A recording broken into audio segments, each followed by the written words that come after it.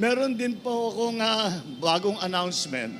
Kung maaalala ninyo, noong 2014, nakabili po tayo ng mga tren galing sa China. Ang tawag yung mga Dalian train. Dahil, ito na ba yun? Ito na po. Ito na pala eh. Nakabili po tayo sa China ng Dalian train. Tawag Dalian dahil ginawa po sa lungsod ng Dalian doon sa China.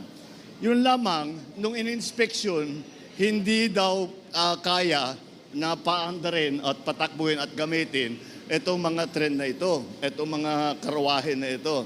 How many did we get? How many cars? 48 cars. Nakabili tayo na 48 na karwahe para sa tren. Mula ng 2014, hindi pa nakatenga lang ito, hindi po nagamit. Kaya ang ginawa natin ay binalikan natin itong mga ito at tiniyak natin na kung ano ba ang kailangan gawin para magamit ang Dalian train na ito ay gawin na natin. Kaya itong train na nakikita natin sa harap natin ito, naayos na ito, pwede nang gamitin.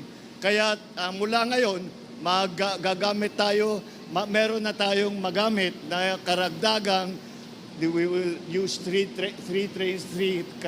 So makakapagbuo na tayo ngayon pa lang. 3 trains na 3 karwahe.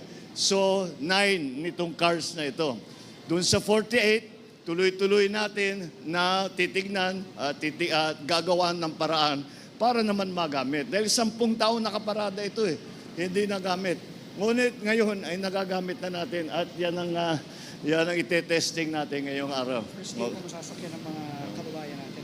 First day na masasakyan. Ngayon lang na in service itong Dalian. First day. First time na masasakyan ito mula nung binili. Mula nung binili, hindi pa nagamit ito. Kaya nakakatuwa naman, hindi naman nasayang ang ating pondo. Kaya maginhawa ang pagbiyahe ng ating mga kababayan, lalo na mga senior citizen, lalo na PWD at saka yung mga estudyante natin. Maraming salamat po. Magandang umaga po sa inyo.